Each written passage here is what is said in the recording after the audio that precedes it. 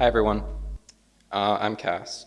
So yeah, I've come all the way from New York to talk about this. Basically for the past couple years I've been developing this game. There are my handles. I've been developing this game called Stereophyta, which is here in the exhibition on the upper floor. And in this talk I'm going to be discussing some of the research I've gathered over the time I've been working on this game and sort of where it's led me in questioning how games are made and the sort of explorations of energy systems throughout games and how we can sort of begin to combat the climate crisis through making games. Stereophyta is sort of an exploratory farming game set in a world where everything naturally produces music. So as the wind passes through like plants, they basically produce music, and your task as a farmer is essentially to compose music which you find beautiful. So why am I giving this talk? My own interest in these topics was sort of ignited primarily out of fear for our collective destruction brought on by our own overconsumption of natural resources. So I tried to basically find a premise from which I could basically make this game that sort of captures what I thought to be the process of industrial revolution. I became really interested in industrialization because I felt like it sort of became, to me, the roots of what the climate crisis is now, and it sort of became this mythical thing in my mind of, factories pumping things into the environment and humans sort of just like slaving away at these factories. And I really seriously questioned, how did we get to that point? And was it inevitable? Was it the proper way for civilization to develop? And so I found this quote: "Energy is the only universal currency," from Energy and Civilization.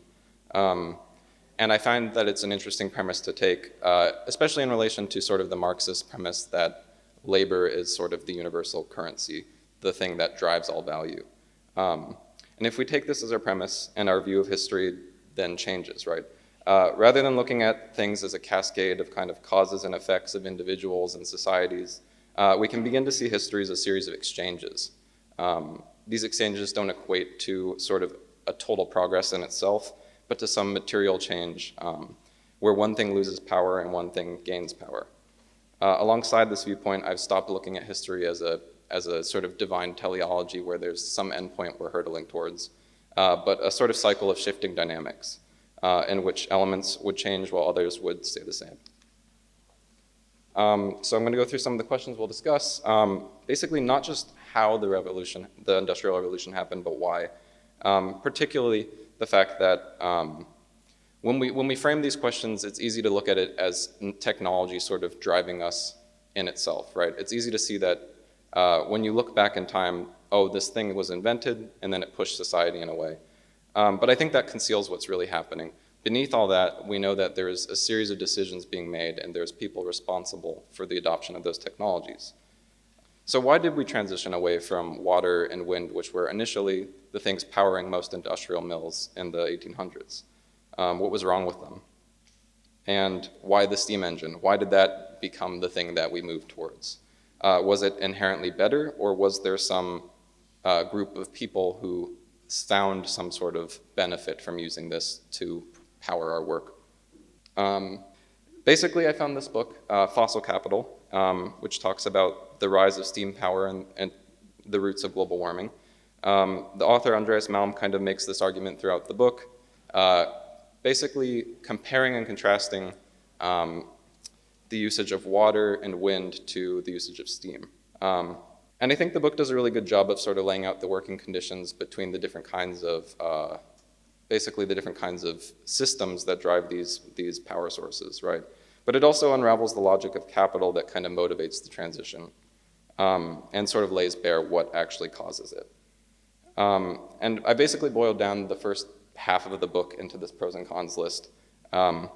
Essentially, the argument that's made is that steam was not initially more cost-effective or more efficient for our society, but it was a proper tool for controlling people.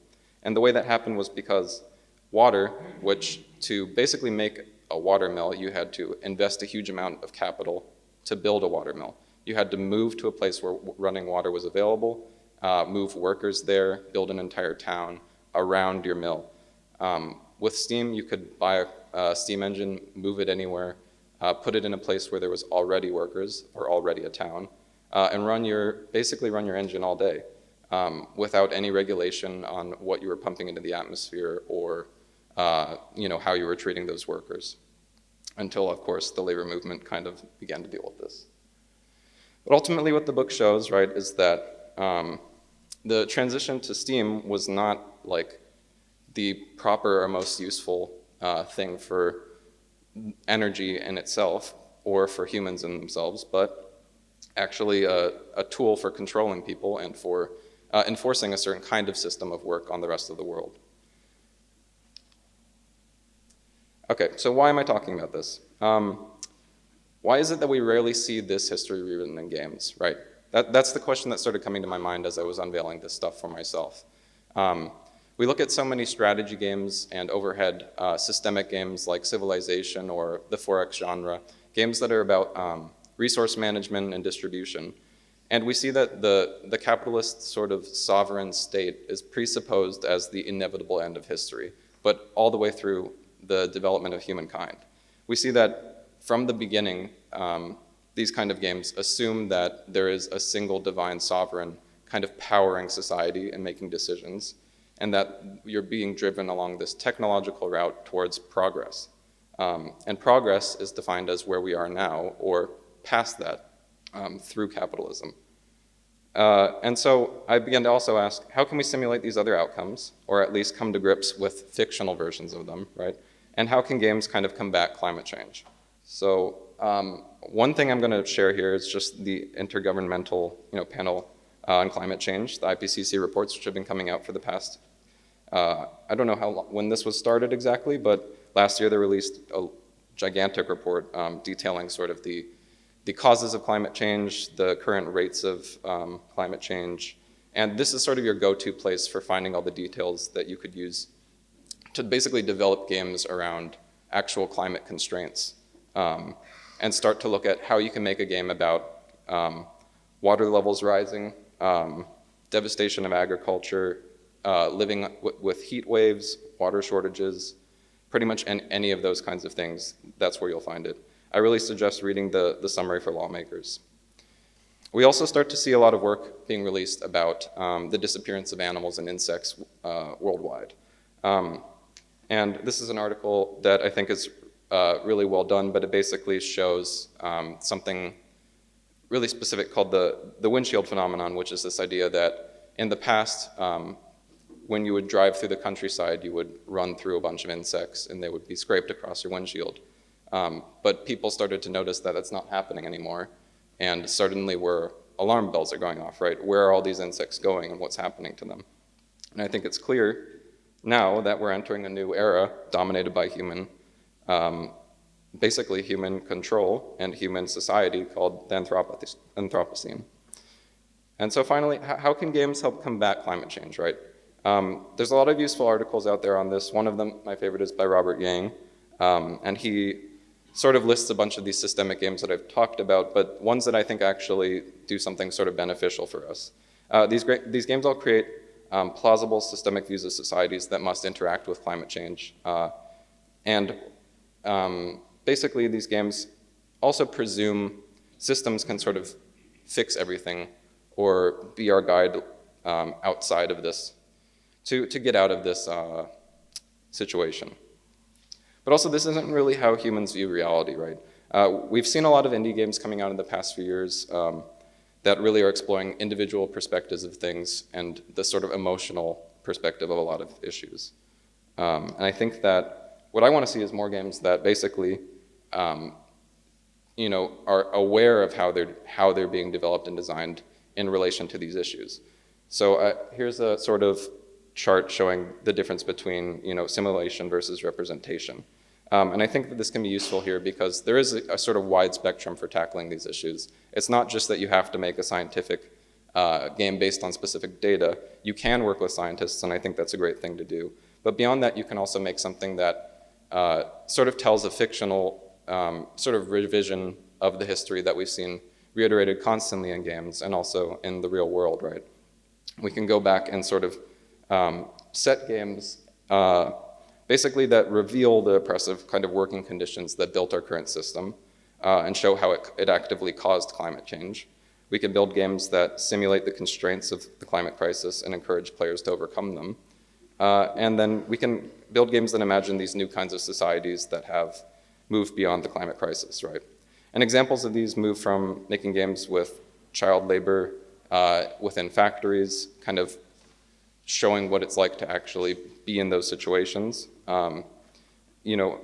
Basically showing the immense kind of pollution from these systems and having actual drawbacks to all of that. Exploring how agriculture works under different constraints, right?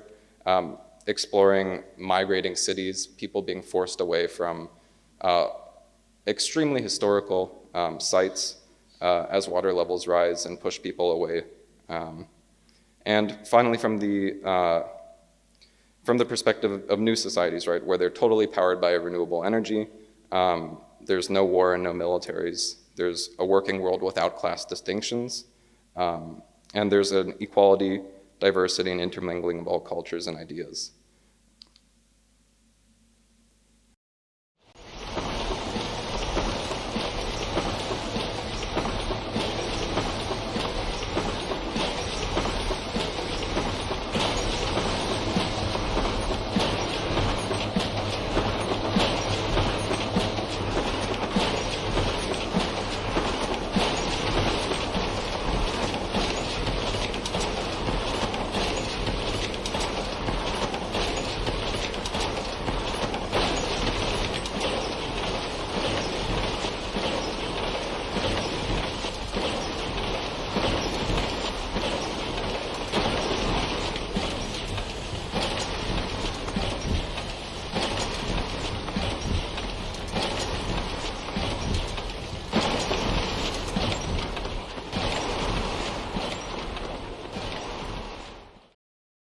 Thank you so much for listening to my little history lesson. And again, there's my information.